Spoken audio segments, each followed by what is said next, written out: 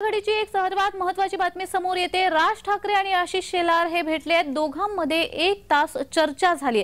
राज यांच्या शिवतीर्थ निवासस्थानी ही भेट झाली असल्याचं समजतंय। राज ठाकरे आणि आशिष शेलार हे भेटले आहेत आणि त्यामुळे आता नवीन चर्चांना उधाण आलेलं आहे। मनसे महायुतीमध्ये सहभागी होणार का असा सवाल आता उपस्थित व्हायला लागलाय। राज ठाकरे यांच्या शिवतीर्थ या निवासस्थानी ही भेट झाली असल्याचं समजतंय। दोघांमध्ये 1 तास चर्चा झाली असल्याचं देखील समजतंय।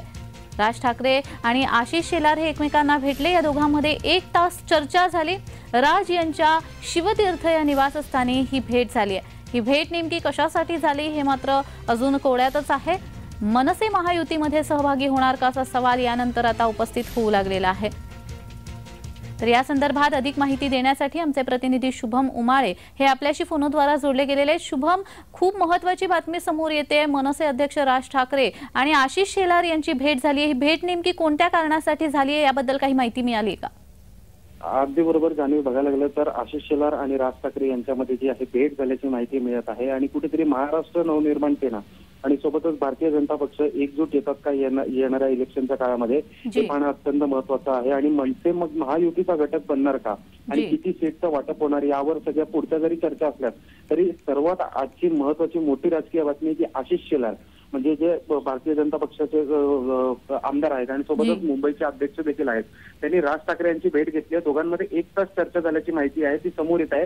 नेमकं या पाठचं कारण काय याच्यावर प्रश्नचिन्ह जरी असलं तरी राजकीय वर्तुळात अशी बातमी आहे की कुठेतरी मनसे आणि भाजपची युती होण्याची शक्यता आहे ती समोर येत आहे। आणि बघायला गेलं तर विचारांमध्ये कुठेतरी तेढ आहे की राज ठाकरे यांचा जो मराठी माणसाचा मुद्दा आहे त्या याच्यावरच कुठेतरी भारतीय जनता पक्षासोबत आतापर्यंत युती झालेली नाहीये असं दिसून येत आहे।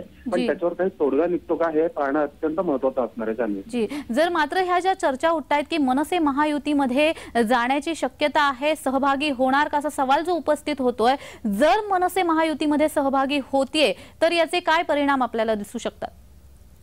जाणीव बघायला गेलं तर महायुतीमध्ये आता अनेक सीट जे आहेत त्या ठिकाणी वाद रंगू लागलेले आहेत। आताच आपण बघितलं कालपासून एक नवीन वादाची टिंगी पडली पेण मतदारसंघातली लोकसभेच्या निवडणुकीची। तर त्याच पार्श्वभूमीवर सीट वाटप बद्दल नेमकं काय होणार ही खूप मोठा प्रश्न असणार आहे भारतीय जनता पक्षासमोर।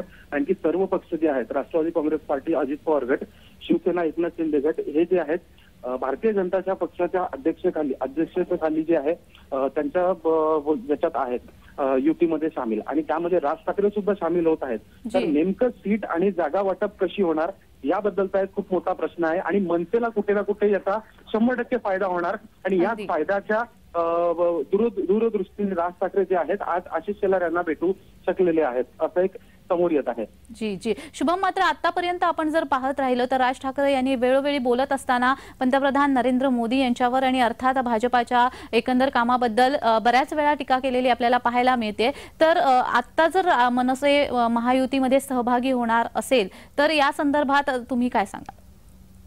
अगदी बरोबर बघायला गेलं तर राज ठाकरे यांनी पंतप्रधान नरेंद्र मोदी आणि देवेंद्र फडणवीस यांच्यावर नेहमी टीका केलेली पाहायला मिळाली आहे। पण सोबतच जे चांगले काम आहेत त्याच्यावर चांगले सुद्धा म्हणजे कुठेतरी त्यांनी 50-50% म्हणजे चांगलं आणि वाईट दोन्ही प्रकारच्या प्रतिक्रिया दिल्या आहेत। काश्मीरमधील कलम 370 असो ते जे रद्द झालं त्यावेळेस सुद्धा त्यांनी चांगली प्रतिक्रिया दिली। काही गोरगरिबांचे विषय असतील ज्यामध्ये भाजपने चुकीचं पाऊल उचललं होतं त्यावेळेस टीका सुद्धा केली। त्यामुळे राज ठाकरे यांच्यासाठी दरवाजे मात्र उघडे आहेत कारण की पूर्णतः ते कधी निगेटिव्ह बोलताना दिसून नाही आलेत भाजपबद्दल किंवा पंतप्रधान नरेंद्र मोदी यांच्या विरोधात। त्यामुळे कुठेतरी याचा फायदा होताना आपल्याला दिसणार आहे। मनसेचा सुद्धा एकच आमदार आहे महाराष्ट्रामध्ये जे की राजू पाटील आहेत आणि त्याच्यानंतर लोकसभा किंवा विधानसभा कुठल्याच ठिकाणी कुठला आमदार नाहीत। पण महायुतीमध्ये सामील होतात किंवा भाजप सोबत एक घटक पक्ष म्हणून सामील होतात तर साहजिक आहे मनसेची संख्याबळ कुठेतरी सरकारमधली वाढताना आपल्याला दिसून येणार आहे। राज ठाकरे हे आपण असं पाहिलं, मी आताच तुम्हाला विचारल्याप्रमाणे ते महायुतीवर नेहमीच टीका करतात। राज ठाकरे जाऊ शकतात का महायुतीमध्ये? अगदी बरोबर, कुठेतरी इतके वर्ष आणि सोबतच मनसे पक्ष वंचित राहिलेला आहे सरकारमध्ये येण्यापासून किंवा कुठल्याही प्रकारच्या घटक पक्षासोबत युती करण्यासाठी। ते एक कारण असू शकतं की मनसे जाईल। सोबत मनसेला माहिती आहे की कार्यकर्ते कुठेतरी मोठ्या प्रमाणात जे आहे युवा असतील किंवा युवती असतील ते सुद्धा राज ठाकरे यांचा एक वेगळा क्रेज महाराष्ट्रामध्ये आणि तळागाळाच्या गावांमध्ये दिसून येतो। त्या क्रेज कुठेतरी तो संपू नये किंवा एक आपलं सुद्धा एक राजकीय भविष्य असावं किंवा आपल्या नावाखाली काहीतरी एक मोठी राजकीय कारकीर्द असावी आणि सोबतच अमित ठाकरेंचं भविष्य देखील चांगलं असावं, यासाठी मनसेने जाणं उचित राहणार आहे त्यांच्यासाठी. जी. आणि ते एक चांगलं त्यांचा निर्णय असणार आहे समजा ते भाजप सोबत एकत्र जातात तर. जी जी शुभम, आतापर्यंत आपण राज ठाकरे यांची कामं पाहिली असतील तर ते टोल नाक्याचं प्रकरण असू दे किंवा विद्यार्थ्यांसाठी लढणं असू दे, शेतकऱ्यांसाठी लढणं असू दे, वेळोवेळी ते त्यांचे प्रश्न घेऊन सरकारकडे जात असतात.